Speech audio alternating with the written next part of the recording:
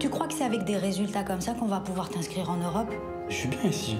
Allez, tu pars quand? Pour mon mère au doigt ou pour mon paternel, Qu'est-ce que t'as à lui proposer de si génial à part ton fric et ton hypothétique petit succès? Eh ben, c'est déjà pas mal. N'oblige pas à utiliser certaines lois de ce pays.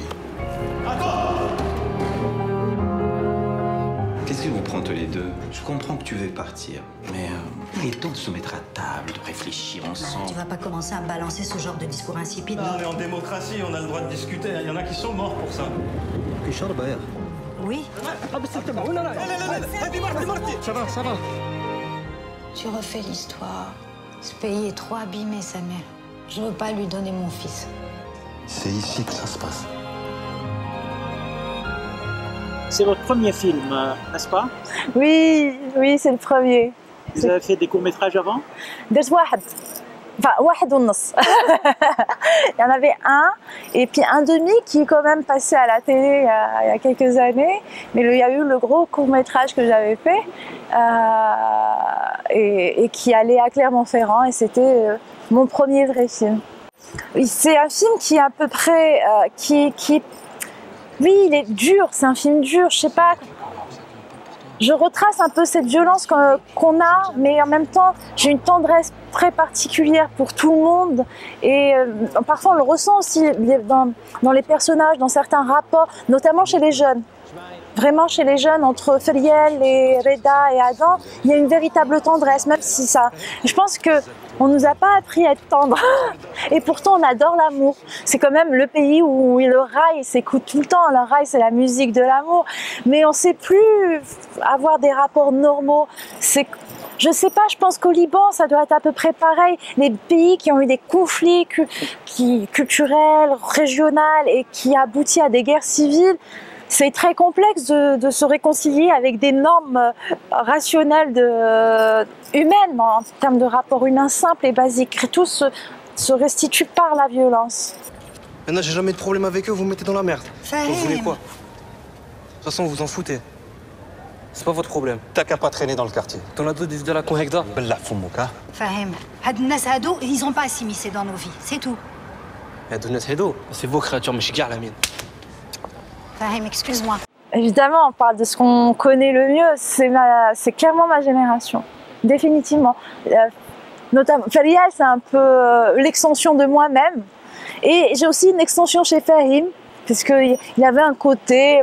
Moi, j'avais ce côté-là quand j'étais lycéenne et tout ça. Bon, ouais, tu vas aller en France. Ah oui, bon, d'accord. Mais pourquoi faire? J'avais envie d'être avec mes copains, j'avais envie d'être avec mes copines, j'avais pas envie... Donc, j'avais...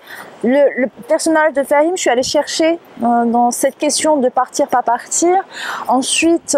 Pour Feriel, l'énergie, ça halalouz. C'est une phrase qu'on me disait tout le temps, quoi. Et en fait, voilà, Feriel, je suis allée chercher dans mon énergie, en fait. Et Lina l'a très bien compris, la comédienne. Et déjà, on se ressemble, en fait. On a des réactions assez... On est plutôt direct et on va très... Et donc, du coup, quand j'ai rencontré Lina, c'était elle, c'est une évidence. Et Reda, donc le personnage qui veut se faire tatouer, qui a une espèce de punk qui délire sur... En plus, il écoute Abdelbassat, il va pas écouter autre chose que Abdelbassat. Et le punk, et les Led Zepp, et les Deep Purple, il est dans son truc. Et lui aussi, c'était un peu quelque chose que j'avais... qui n'était pas de moi, mais qui était autour de moi. J'avais un ami à l'université à l'époque qui écoutait, qui était fan comme moi des Velvet, pas des Velvet Underground, mais des Pink Floyd. On était fanatiques. Et lui était pratiquant. Donc avant, on se faisait la bise. Après, il me dit, bon, on se fait plus la bise. Et puis, je l'emmerdais à chaque fois. Tout le temps, j'essayais de le taquiner. Mais on avait ce rapport-là et c'était important. Tu l'as dit pour le tatouage, Lella? Qui fait? Nouvel épisode de Monsieur Reda. Ah, il y a carrage. Ah, regarde là, t'as vu comment elle est? Reda. Rien, c'est tout. حابين تطوي صورة الإخلاص في ظهري. Qu'est-ce qu'il y a? Pourquoi je fais? C'est quoi le problème? Pourquoi tu rigoles? Je rigole. Ça va quand même, j'ai le droit de rigoler, ça, de 2 minutes quand même. C'est un verset qui a du sens pour moi, j'ai voulu le mettre dans mon dos, c'est tout. Et pourquoi tu fais pas ça, Baqara? Arrête de jouer sur les mots. Il n'y a pas de place. Il n'y a pas cette place. D'accord. J'écoutais Abdelbast qui m'inspirait. Tu connais Abdelbast, toi? Abdelbast. Tu connais pas Abdelbast? Bah oui, bien évidemment. Haïfa, Wahbi, on n'a pas les mêmes références. Bah, on n'a pas les mêmes valeurs. Voilà, chacun sa grille de lecture, c'est pas grave. Non, parce que quand je touche le tapis, c'est affaire d'État, diplomatique. Ouais. C'est grave. Ouais. Ça, tu peux tatouer sur le tapis. Ça n'a rien à voir, Feriel. Ça, c'est mon tapis. C'est le mien. Tu le prends, tu provoques, tu fais des trucs. C'est sacré pour moi. C'est sacré. Oui, c'est sacré pour moi. C'est Tu vois, sacré. c'est comme le tatouage. Ça m'appartient. Je t'ai pas fait un tatouage. Je t'ai pas proposé de te faire un tatouage. Oui, HP. Ça s'appelle un tapis. Ça s'appelle du Elle a sacré. Ça te rentre dans la tête ou pas? C'est une dame le matin, elle s'est réveillée, Oui, elle a fait elle un l'a tapis. fait, voilà. Je connais tes elle a- arguments, Feriel. C'est tout le temps les mêmes. Vas-y, c'est bon, j'ai C'est compris. pas tout le temps les Si, mêmes. c'est tout le temps la Non. même chose. C'est ton un esprit, objet, Attends, un c'est la objet. dame. Oui, je sais, mais c'est sacré pour Il est moi. descendu du ciel, Oui, alors. c'est ça, avec ses jouets par milliers. Voilà, le Mohem, c'est à moi. Ah ouais. Le personnage de Reda n'est pas un radical, il ne l'a jamais été, il ne le C'est sera une pas. radicale. C'est quelqu'un qui a une vision spirituelle et philosophique privée et personnelle. D'ailleurs, il leur dit, c'est vous les radicaux post-salafistes. Il leur dit, vous êtes des salafistes postmodernes. Il me dit, moi j'ai envie d'écouter Abdelbasset, c'est mon tapis, c'est à moi, personne ne touche. Je vois pas pourquoi. Moi, ce que je viens de te toucher tes affaires. Il le dit, il est clairement affirmé dans sa conviction qui lui est extrêmement personnelle. Par ailleurs, les jeunes de la cave, eux qui sont a priori moins spirituels que lui, sont plus violents que lui parce qu'ils disent c'est haram. Lui, il n'a pas le concept du haram, du pas haram, Reda. Reda, il a un concept de est-ce que ça c'est cohérent pour moi ou ça ne l'est pas, point. Il est spirituel, il n'est pas dogmatique. Parce que c'est un fait de jeunesse, tous les jeunes de cet âge-là, on se construit des personnalités, surtout quand on est punk, on cherche. Moi, je me rappelle, je mettais que du noir, des chaussettes avec des talons et tout ça. Et il n'est pas radical, il est juste... il n'aurait jamais été, il a envie d'être différent des autres, il veut se faire tatouer, et peut-être que on le rencontrerait 10 ans après, on se dirait, soit il est devenu commun, comme tout le monde, petite famille, une petite copine, ou quelque chose, et standard, ou autre chose, ou en tout cas, intellectuellement, c'était impossible comme processus. Tu regrettes d'être resté, c'est ça?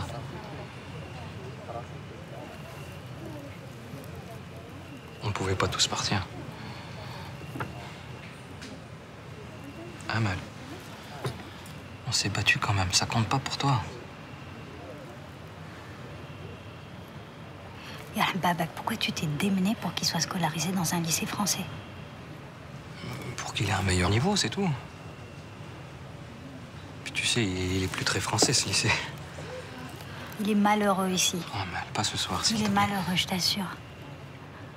Ça m'est... Pas ce soir, pas ce soir. Pourquoi tu veux pas qu'il aille finir ses études ailleurs? Amal, pas ce soir. T'as Ça pas lui envie qu'on permettrait d'avoir un bagage. Un nouvel horizon, je sais Amal, pas. viens, on gâche pas l'autre soirée, s'il te plaît. Un sacrifié, ça va être un sacrifié. C'est ça que tu veux pour lui? Parce que c'est naturel au film, c'est la violence de ce couple, cette séparation de ce couple va venir du drame des années 90. Je voulais pas faire un film sur la guerre civile et faire un état des lieux politique, ça m'intéressait pas et j'avais pas envie. Mais je voulais voir dans l'intime la façon dont les choses ont affecté les gens.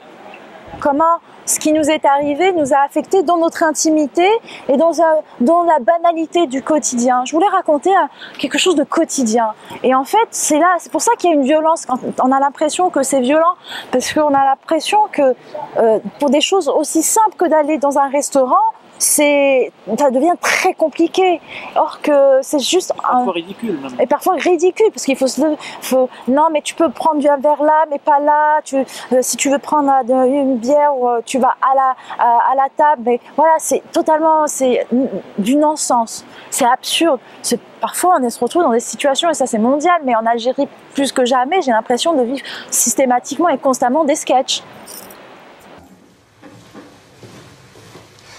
Fadil. Fadil. نعم. هاي للعيد. العيد ولا باش نسكت؟ للزوج. ترحي. j'ai assez vécu en Algérie pour me dire je peux me faire des allers-retours parce que aussi j'en avais les moyens techniquement, c'est-à-dire amoureusement j'avais mon compagnon qui est aussi en France, mes parents pour des raisons de santé, ma mère on a dû l'évacuer à l'époque en France et donc du coup ça m'obligeait à être régulièrement en France et puis à un moment donné je dis mais c'est bien d'être à Paris et donc du coup quand je revenais à Alger, je me sentais beaucoup mieux, j'étais moins tendue et j'ai trouvé l'équilibre parfait pour que Alger me soit supportable et que Paris me soit aussi, parce que Paris en hiver c'est insupportable. Donc je vais en été, en hiver je suis souvent à Alger. Et culturellement, la France, l'Algérie se regardent comme ça, ils sont juste face à l'autre et il y a beaucoup d'Algériens en France particulièrement. Donc je me sens, c'est 1h30 de vol, c'est pas loin et c'est historiquement pas loin et culturellement on a encore des attaches, quoi qu'on en dise, ça fait partie de nous. Révolution, indépendance, mon père il a fait la guerre d'indépendance, mais c'est quand même, ça fait partie de, voilà, ça fait partie de nous et nous faisons partie de. Le problème de la France aujourd'hui c'est qu'ils nous ont pas intégrés aussi dans leur logique historique. Mais pourquoi tout le monde parle français dans le film? Parce qu'on est dans une catégorie sociale aussi dans le film. D'ailleurs, dans la maison de Feriel, la jeune fille, on parle plus arabe. Ça parle plus arabe. À la cave, on parle plus arabe. Même si le père de Feriel est francophone. Et c'est aussi idéologique. La génération de Nadia, enfin Amel, dans le personnage de Amel, Nadia, qui est interprétée par Nadia Kassi, Samir, qui est interprété par Sami Bouadjila, ou Fawzi, le directeur de journal, Fawzi, le film est ici aussi. C'est très étrange, hein? Oui, on est triste parce que un hasard est merveilleux et à la fois triste parce que en même temps Fawzi il faisait sa présentation, sa projo aussi le même jour que moi à la même heure. On était dégoûtés parce qu'on pouvait pas aller l'un chez l'autre, quoi. Mais c'est que du bonheur, Fawzi. Et puis il y a un Marocain dans le film, un Tunisien et vous Algérienne. Ouais, United Maghreb. Ça devrait l'être. J'aimerais que le gouvernement comprenne que on n'est pas là. Vous n'attaquez pas trop le gouvernement quand même. Ah mais si, mais non, mais c'était pas l'intention aussi. C'était pas un film. Parce que quand même ils sont, c'est-à-dire il y a une collaboration entre. Ah non mais c'est très drôle parce que en fait moi j'ai eu la mairie d'Alger qui m'a énormément soutenue sur le film, Monsieur Btache, ça a été super. Le ministère est absent.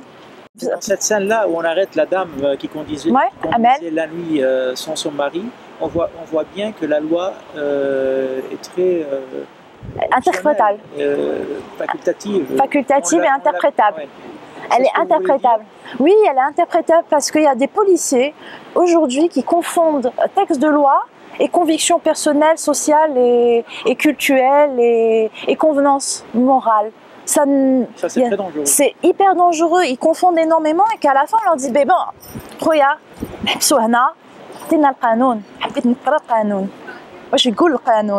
et c'est ça qui, à un moment donné, les policiers, et ça c'est lié à la bigoterie, la sacralisation de l'ignorance, le jahl muqaddas, le jahl muassas. Ça a créé en fait une espèce de magma où les gens, il y a l'ignorance quoi. Et à un moment donné, quand c'est des institutions d'État qui véhiculent, enfin c'est des policiers, ils portent une tenue officielle, ils véhiculent une image de la police. Roya, ne m'arrête pas parce que, me demande pas mes papiers parce que je suis une femme et que je suis assise. Non, tu demandes des papiers il y a des règles, il y a une manière de faire. Vous avez souffert de ces situations-là oui. en tant que femme algérienne? Oui, pas que femme, il y a pas que des femmes qui ont été. Avant, le simple fait de porter plainte dans un commissariat à l'époque, heureusement que cette loi elle est passée, jibda. C'était compliqué parce qu'à la fin, en fait, quand tu te faisais agresser verbalement, ne serait-ce verbalement, je te raconte même pas physiquement, mais verbalement, moi je me faisais un point d'honneur d'aller au commissariat. Rouya, je vais porter plainte. On me disait non, allez, c'est pas grave. Qu'est-ce qu'il t'a fait? Piti Yachoufi qui m'a laqué ça. Comment t'es habillée? Je dis moi je m'en fous. Comment je fais ça? Ne regarde personne la manière dont je suis habillée. Ça, la Constitution me garantit mon droit. Tant que je je porte pas atteinte à l'ordre public, atteinte à la pudeur, je m'habille comme je veux. Et la perception de la police, c'est souvent la morale et non pas le texte. On a pu l'année dernière, il y a 2 ans maintenant, faire passer une loi sur l'agression verbale, le harcèlement des femmes dans l'espace public et au travail. C'est précieux, c'est précieux. Et sinon, t'en es où avec tes cours? Ça va. Ah non, ça va pas. J'ai récupéré tes résultats au département, c'est pas glorieux. Elle a dit c'est de l'ingérence. Là, si tu te comportais en adulte responsable, j'aurais pas à le faire. Ressaisis-toi, Fahim, parce qu'autrement... Autrement quoi? Tu crois que c'est avec des résultats comme ça qu'on va pouvoir t'inscrire en Europe? Tu rêves ou quoi? Y a pas une fac qui va t'accepter. Ouais. À la base, c'est ton projet, mais j'ai d'y aller. Et tiens, tu t'es jamais demandé si ça allait me plaire ou si je pouvais le faire? Si tu t'appliques, tu y arriveras, c'est sûr. J'ai aucun doute là-dessus. Eh non, je te parle pas que des études uniquement, moi. Je te parle de refaire ta vie là-bas. Tu recommences tout à zéro, t'as pas d'amis. Je suis bien ici. À la négoce-toi, j'ai pas envie de partir. Peut-être. Il y a des tas de choses que tu vois pas maintenant et qui vont te paraître insupportables dans quelques années, je t'assure. Je sais de quoi je parle. Et puis tu vas prendre tes marques, tu vas rencontrer des gens, tu vas bosser. Et tu vas t'habituer. C'est plus simple que ce que tu imagines. Ouais, peut-être. C'est un film à petit budget? C'est un film à petit budget. Un budget... après, je vais pas me plaindre. Je pense qu'il y a des gens qui ont des budgets beaucoup plus ridicules que moi. Mais ça a été une budgétisation assez complexe, en fait. Entre un tournage à Alger, coproduction franco-belge. Donc voilà, c'était complexe. Mais en revanche, j'ai eu beaucoup de logistique algérienne. La mairie d'Alger nous a soutenus en mettant de la logistique. Donc ça a été autant d'économies dans le tournage. Les décors sont tous gratuits parce que les gens nous ont mis à disposition leur appartement, leurs meubles.